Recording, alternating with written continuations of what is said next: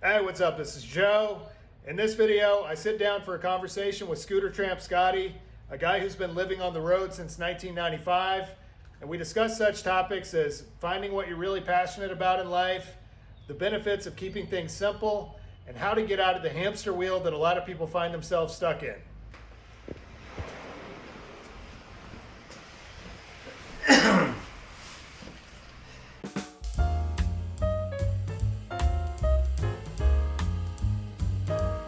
It's easy for people to assume that I got out of the rat race by hitting the road on my bike, but that's not what happened. What happened was I had a 3-bedroom house, 2 cars, truck, old stuff, not new, but still I had it for a while. And I didn't like it because of all the pressure and the stress, and because I worked all week, and then on the weekends I did the work around the house I couldn't do during the week because I was busy working. And I got sick of that shit. And so I moved into my little trailer. Now, my buddy had a piece of property, and I ended up, he let me put a trailer, he had one, but then I got a better one. And it's a whole story. I ended up with a little trailer on a friend of mine's property. He charged me $150 a month for rent, and I got rid of everything that I didn't actually use. And I got rid of my GMC truck, and I bought a little Toyota mini truck. Everybody used to drive those back then. Yeah. And I paid $1,600 in change for it. And I fixed a couple things on it. I had a broken window, heater didn't work, whatever. And all of a sudden, life got real easy. I was making too much money, and so I began to cut the workload back. I'd work 2 to 3 weeks. I've told this story before. And then I would take 2 months off. And I got bored, and I started trying a lot of things, and then I hit on the bike travel. And then I started going further and further, and then I started hating coming back. And ultimately, I ended up like this. Hitting the road was a byproduct, a perk of first getting out of the rat race, because I didn't have any time to pursue the things that I liked or cared about, right? I didn't even know what my passions were. Yep. Once I had all this time, I had to start doing things, and then I started finding out what I really loved. You know something I tell people, you know what the definition of following your heart is, Joe? What's that? It's as simple as this, I think, is you take real notice of the things that you really like doing, the things you love doing in life, whether it's fishing, who the fuck, whatever it is. You take notice of that and make it important. Don't forget about it when you get back. Remember it. I wrote it down once. Remember that out here is where your spirit's alive. I remember writing a letter to myself for when I got back. And you take notice of that and try to make more time for that, and take notice of the things that you don't like doing in life, because we all have that, and then try to minimize that. He was just talking about he's had the same experience, things that you're getting to do now that you didn't, the language thing, because he's just sitting here practicing learning what language? Yeah, Bisaya, which is kind of a Filipino language. There's like 186 different dialects, and I chose one of the more obscure dialects to start learning, but it's because I really like that part of the Philippines. But it's like back when I was working a 9-to-5 job, I mean, I would wake up early, get ready for work, start my bike, let the bike warm up, go through my routine, get called to do overtime pretty frequently, and by the time I got home, showered, and ate dinner, I mean, I was pretty much ready. I had like an hour of free time, you know, and went to bed. And literally, it was like a hamster caught in a wheel, where I was going through the same motions day after day after day. And for me personally, not saying it would be the same for everybody, but it started to slowly destroy my soul. But ever since I was a kid, I wanted to learn another language, and just never got around to it. But you always wanted to travel the world too, since I've met you, travel the world, but you never got to. And this crazy being on the road, living on a motorcycle, camping in the woods, being a homeless person. Home free, brother. Home free. As essentially a homeless or home free person, I've gotten to travel like 10 different countries now. You know, I mean, I speak pretty good Spanish. You know, but it's the process of being able to do those things that just really, for me, gives me a lot of fulfillment in life. You know, being able to read a lot of books and things like that. Oh, I always wanted to read this. There were so many times I'm like, you know, one of these days, and I kept putting it on the back burner. One of these days I'm going to do this. One of these days I'm going to travel to Asia. You know what I mean? And just as a result of doing this and cutting my living expenses down to an absolute minimum, simplifying my life, and I'm able to figure out what it is that I'm passionate about, and then do that as much as possible. Well, you did kind of get out by hitting the road. It wasn't that way for me. Yeah. Right, but you had my example. in your face. Absolutely. So you could see that it could be done. And you were also one of the most naturals at it. Most guys won't start camping in the woods without paying. People believe that they have to pay to sleep. They got to pay to sleep. They don't realize that you can sleep on the land that you were born to without having to pay another man for that privilege. But you start doing that right away. You started doing all this. You moved right into this quicker than most of the guys I've seen. Started finding things to do while you're on the road because you can get bored, right? Yeah. It was first getting out of the rat race that allowed me to find my passion and then follow it. I couldn't do it same as you while I was in the rat race.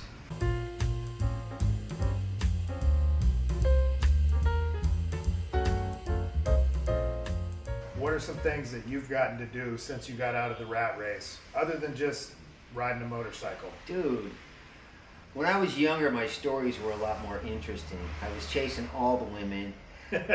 One of the editors over there at Easy Rider, he was a young guy, and he was chasing all the pussy too. And he told me that I should call my little column there Scotty's Tales, Tails. I like it. But I was into the parties and chasing the women, and anytime things got weird, my magazine articles looked like they're written by a different person than me. Yeah. So I got to do all these things. My last bike, which I had for 19 years, was on more ships than I could remember. You know, when you're out on a big ship, you're sleeping on the deck, you can feel the engine. You can always feel the engine coming through the deck when you're sleeping on the deck, man. And I have boxes. A lot of them got ruined in a flood in Arkansas, but I have boxes because we had film back then. And when I go looking through there, I can't believe so much has happened in such a short amount of time. Yeah. It was only like 20 years. I've mellowed out now. I'm 64.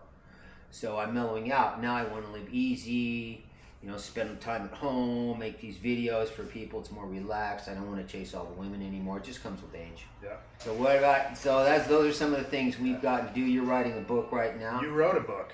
I wrote a book, which was a bitch. It was very hard to do. Yeah, It took me a long time. You're hot on yours. I'm seeing that. Well, 500 words a day. But you're consistent. He's a lot more ambitious than me. I've never been able to take life that seriously because it doesn't last that long. Yeah. When somebody was just talking about Jay Allen, who owned the Broken Spoke. You ran into him recently. He was talking to me about him the other day. Nobody remembers Jay Allen. You don't know who he is. I do. He's the guy who got the Broken Spoke in Sturgis. He put it together. He had all these bikes, and he took that show on the road with semi-trucks. It was like a traveling circus. And then all that ended, and now who remembers Michael Jackson, for Christ's sake? He was super famous. So I've never been able to take life that seriously. I always say you can hurry to the grave, or you can stroll to the grave. Either the way, it takes the right amount of time. But the bottom line was getting our lives simplified and making them easier. It's given us the ability to either do more or do less, depending on what you want to do, right? I want to do less. You're more ambitious than me.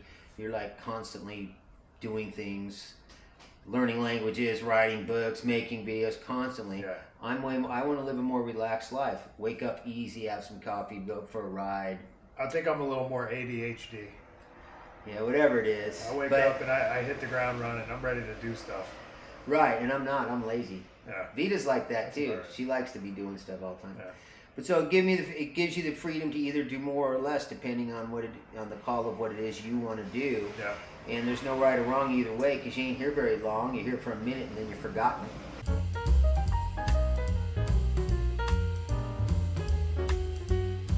So what advice would you give to somebody that is working a 9-to-5 job? Let's say they got like 3 kids, they're a wife, they want to be able to follow some of these things, these passions and things like that. What advice would you give them? I don't have any real advice. I can tell you some of the things I know. My mother raised me and my little brother, and at one point we lived in a trailer that was actually on a commune, but the communes were really, you could live there for cheap. Is what it was. Like a hippie commune? Yeah, I grew up. When I was little, I lived on these. That explains a lot. Well, it's in the first video that I have. It's like the one video that goes up front kind of thing. I forget how that works on the YouTube thing. Yeah. That's my own story. It talks about that a little bit. It's mostly a big piece of land with a big house that everybody lives in. It's real cheap. Yeah. It's what it was. Gotcha. It'd be like $20 a month or something at that time. So my mom had a trailer way out on the edge of the property, and it was too small for me. I couldn't sleep in that little shelf they had for a bed back there. So I had a tent. Well, what does the boy need? I was pretty happy. She told me she moved there so that we could have, her boys could have men around, because there was men, right? Yeah. That's what she tells me now, right? That's why she did. I didn't know that at the time. But there was guys there, and there was, you know, some motorcycles there, and I had a mini bike, and I don't have bad memories of that. One year at a hot spring, I met a couple, really interesting couple, been married for a long time, and she was really beautiful. They'd been married their whole lives. And he told me the story. He had worked the last 5 years to make money, and they were going to Chile to retire. The money went further down there. They were getting older now, and they want to retire. Yep. But he told me the story of when they had walked the Pacific Crest Trail for a year and a half with his wife and 4 kids, and when they got to the other side, they had 5 kids. She got pregnant along that trail. Now that blew my mind. I was like, really? And I asked him. I said, what was that like? I think they had a donkey or something to carry their shit.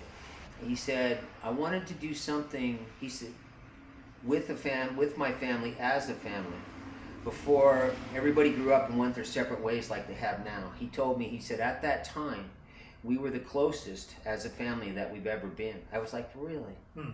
He said, yeah. He said, we'd come out of the mountains, and they went, and we'd go to a car lot, and I'd tell the guy, I'll wash all your cars for $1 a piece. And then he said, I'd be out there with my whole family washing these cars, squirting each other with the hose. We'd go shopping, load up the mule, go back up into the mountains. So I wouldn't want to do this. You probably wouldn't either. But my point being is that the people live all different kinds. There's all different kinds of ways. I've known guys who lived on boats. When I used to live in San Diego, most of the people that I knew were doing the normal thing, working 9 to 5s day in and day out. It wasn't until I began to hit the road that I began to meet people that were doing completely different things that I couldn't even imagine were possible. Yeah. When I first started, I thought I was insane because I'm taking trips and I started to hate coming home. And then when I was home, all I wanted to do was leave again, so it didn't make sense to keep coming home. So I thought I was crazy. I didn't know anybody who'd done this. Then I met Panhead Billy, who'd been out here a bit longer than me, and he was completely at home with it. I met one other guy, and he didn't question his sanity. I was. You see what I'm saying? Because somebody else could do it. So we all got our people that inspire us. Yeah. I listened to Ozzy Osbourne talk about his once. Yeah. You know what I mean? Yeah. And so I figured my time is like a pie, and let's just say it's got 8 slices. Whereas work responsibilities, bills, payments, mowing the lawn occupied maybe 7 of those 8 slices. Right? And as I began to cut those back, it opened up all these other slices for things like recreation, family, friends, a lot of other things, interests, different interests. It opened up that slice of pie because a man only has so many hours in a day. Absolutely.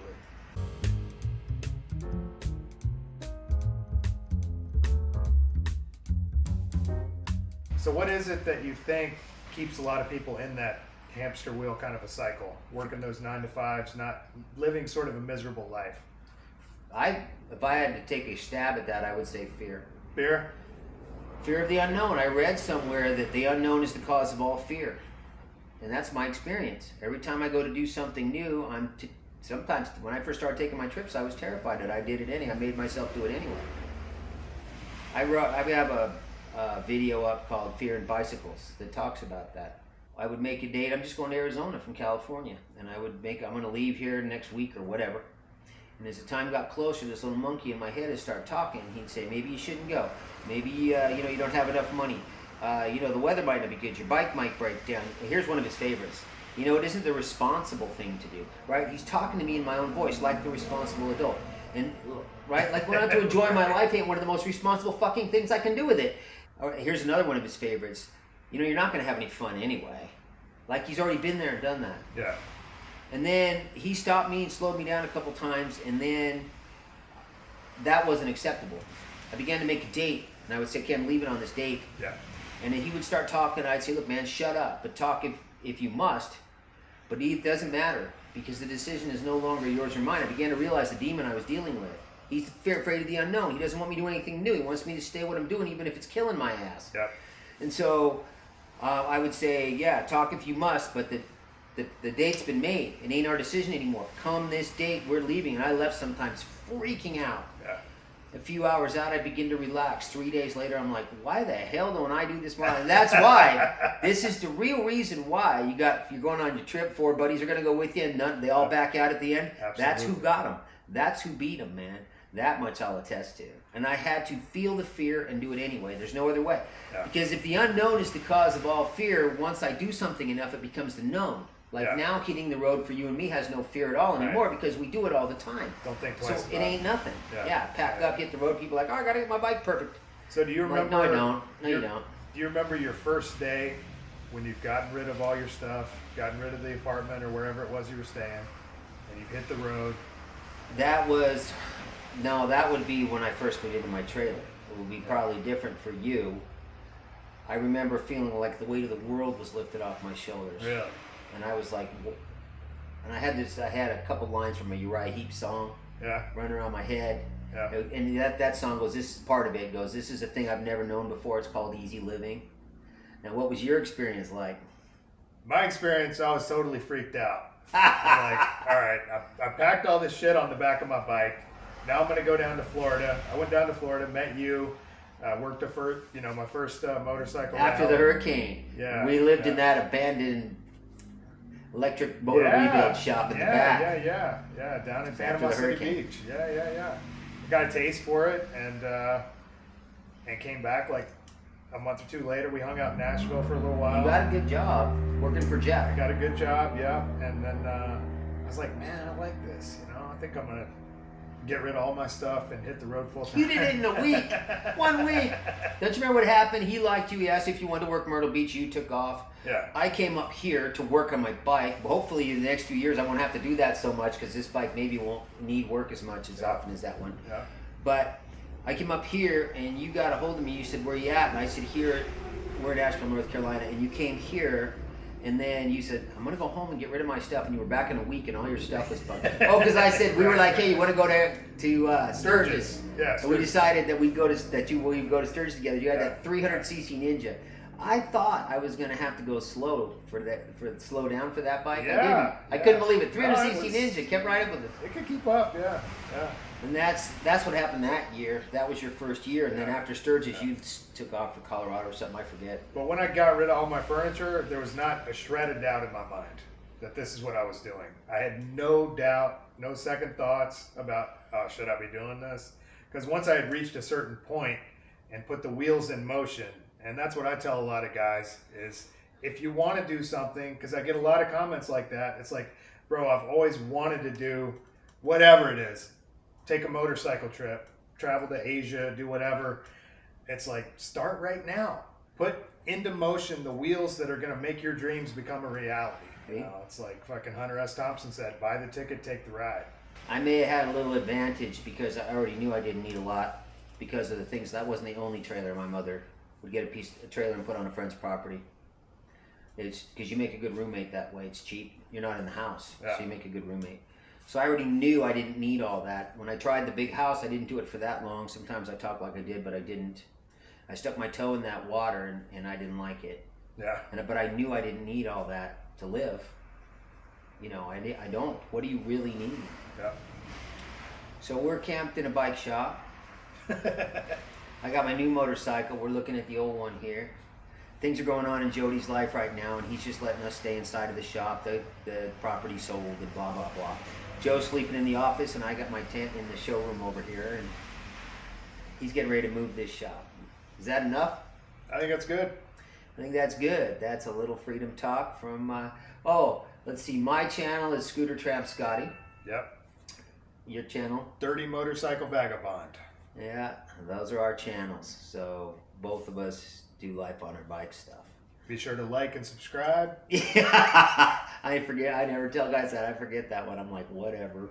Otherwise, thanks for watching, and we'll see you on the next video. On the road, on the next video, wherever. That's my catchphrase. Oh, it is, huh? Yeah. We'll see you on the road. And we'll see you on the road. We'll see you on the road. See you on the road.